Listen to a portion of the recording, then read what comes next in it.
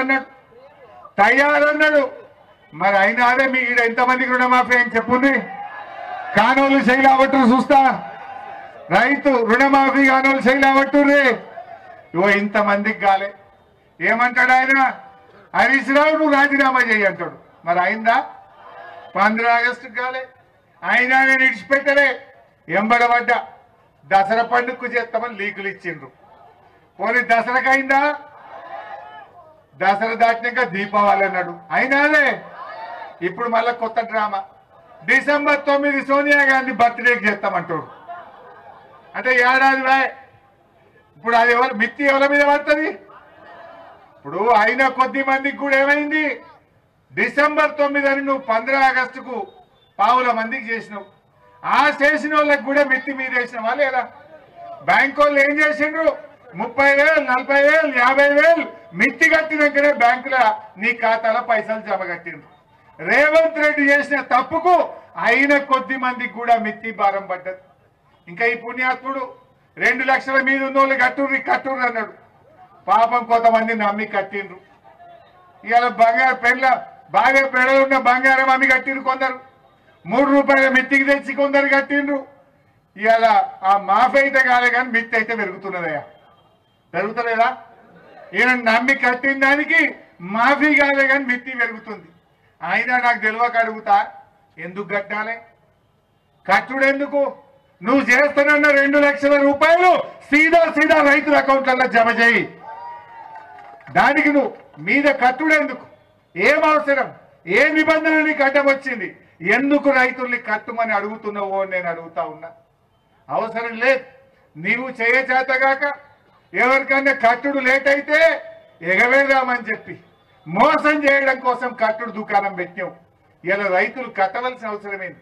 నువ్వు ఇచ్చిన మాట ప్రకారంగా 2 లక్షల రూపాయలు రైతుల ఖాతాలు జమ చేయి. ఆ రోజు ఏం చెప్పిండే? కేసీఆర్ మాఫీ చేసిండు. మళ్ళా ఉరుకుర్రి, బ్యాంకులలో లైన్లు కట్టుర్రి, జల్లి అప్పులు తెచ్చుకోర్రి, నేను రాగానే 9 తారీఖు మాఫీ చేస్తా అన్నాడు. నమ్మితే ఏమైంది? వెనకటికి కూడా నమ్మి నాన్న వస్తే పుచ్చులైందట. ఈ రేవంత్ రెడ్డి నమ్మితే ఇవాళ రైతుల్ని ఇవాళ మిత్తిలు పెరిగి వడ్డీల భారం రైతుల మీద పడతా ఉంది.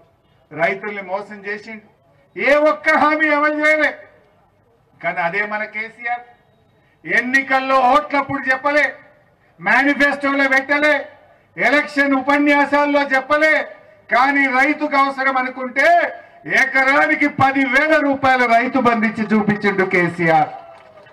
ఓట్ల కోసం చెప్పిండు ఆ కేసీఆర్. ఎలక్షన్ మేనిఫెస్టోలో పెట్టిండు ఆ కేసీఆర్.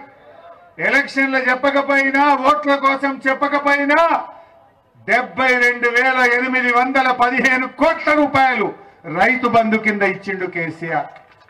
కరోనా వస్తే ఆమ్దాన్ లేదు, ఆదాయం తగ్గింది, లాక్డౌన్ పెడితే మొత్తం దుకాన్లు బంధు, ఎక్కడో అక్కడ ఇళ్లలోనే ఉన్నాం.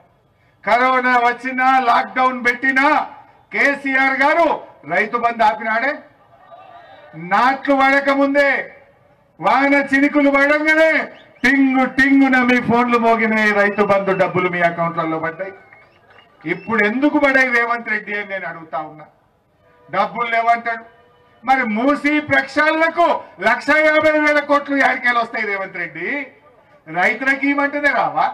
బోనస్ అడిగితే లేవంటావు, రైతు బంధు అడిగితే లేవంటావు. కానీ మూసికి మాత్రం 1,50,000 కోట్లు వస్తుంది అని నేను అడుగుతా ఉన్నా. ఈ రకంగా కేసీఆర్ ఎన్నికల్లో 24 గంటల కరెంట్ ఇస్తా అని హామీ ఇయ్యలే.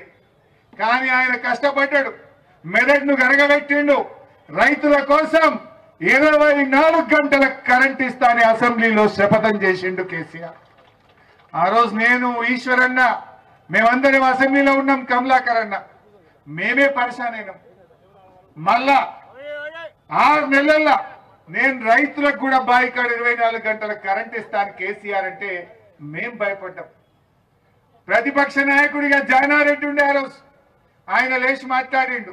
అగో ఇన్నేళ్లు మా కాంగ్రెస్ గవర్నమెంట్ ఉంటే మాతో కాలే కానీ అగో నువ్వు 6 నెలలు ఎక్కిస్తావు 24 గంటల కరెంట్ అన్నాడు. నువ్వు గిట్ట 24 గంటల కరెంట్ ఇస్తే చిత్రమే అన్నాడు. మరి ఇప్పుడు ఏమైంది? చిత్రమైందా విచిత్రమైందా? ఇచ్చి చూపించిండా లేదా? 24 గంటల కరెంట్ ఇచ్చి చూపించిండు. చెరువులు బాగా చేసిండు, మండలంకి ఒక గోడౌన్ కట్టిండు. ఏ మండలం కన్నా పోండి మీరు, ఈ రాష్ట్రంలో ప్రతి మండలంలో 24 లక్షల మెట్రిక్ టన్నుల గోడౌన్లు కట్టించిండు కేసీఆర్. మీ వరద కాలువ చుక్క నీళ్ల కోసం వరద కాలువలో తన్లాడదాం, ధర్నాలు చేద్దాం, రోడ్లు ఎక్కటోళ్ళం. ఆయన జగిత్యాలకు మంచినీళ్ళు కావాలంటే కూడా ధర్నాలు చేద్దాం. కానీ వరద కాలువకు కాళేశ్వరం నుంచి రివర్స్ పంపింగ్ పెట్టి వరద కాలువను రిజర్వాయర్ గా మార్చిండు కేసీఆర్. వరద కాలువకు తూములు పెట్టి మీ చెరువులన్నీ నింపి 2 పంటలు పండించిండు కేసీఆర్.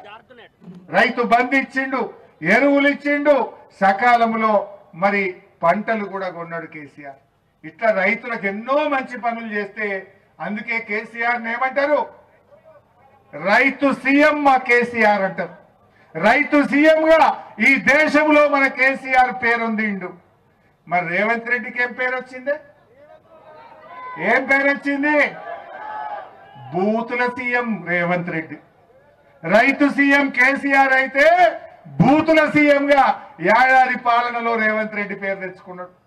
ఏమన్నా చేసిన పని ఏమైనా ఉండదా బూతులు తప్ప?